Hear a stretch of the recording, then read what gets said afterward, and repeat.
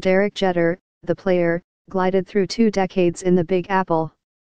His charisma made it all look so effortless, a beloved figure who could seemingly do no wrong, even in the media cauldron that is New York City. Which makes Derek Jeter, the baseball executive, all the more baffling. How has a guy who rarely took a wrong step during his long career as the Yankees shortstop and captain managed to become public enemy No. 1 in South Florida in just a few short months? Now, this isn't one of those piling on diatribes against Jeter for overseeing the latest fire sale by the Miami Marlins. Frankly, he had no real options beyond dumping MVP slugger Giancarlo Stanton and the worst contract in sports history on his former team. Jeter would probably serve his new team well in the long run by unloading a few more top-of-the-line players. Christian Yelich, anyone? What's more surprising is how quickly Jeter has alienated those he desperately needs to win over while he puts the Marlins through a few more excruciating seasons of starting from scratch. Namely, the ever-dwindling Marlins fans base. Jeter has made one public relations misstep after another since taking over as CEO in October, when a $1.2 billion sale from Jeffrey Loria to the Bruce Sherman-led partnership was approved. Since a 20-minute introductory news conference, Jeter has essentially declared the Miami media to be persona non grata.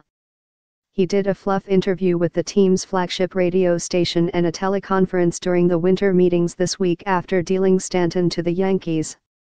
One thing that has been consistent with me throughout my career is I do not operate through the media, Jeter said on the conference call. Problem is, he needs the media to get out the message he's trying to sell to Marlins fans, who are so jaded at this point that the damage may be irreparable. Maybe he's starting to get the message, announcing what seemed to be a hastily assembled town hall meeting with a couple hundred season ticket holders on Tuesday evening at Marlins Park, along with a promise to meet afterward with the media. If nothing else, Jeter, or anyone not named Loria, for that matter, should have enjoyed a bit of honeymoon, even if it was his intent to dismantle the roster once again. All he had to do was make himself accessible, turn on the charm and let everyone know he was in this for the long haul. All he had to do was make it clear that he wasn't Loria Light, running the Marlins like a cash machine for his personal account.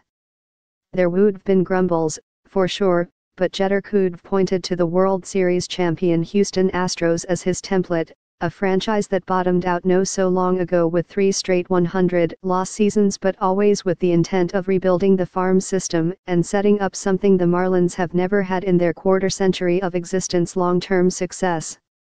If you want to be sustainable as an organization, you have to be good from top to bottom, Jeter said, again from that conference call. We're going to invest in building this organization the right way so we can year in and year out compete.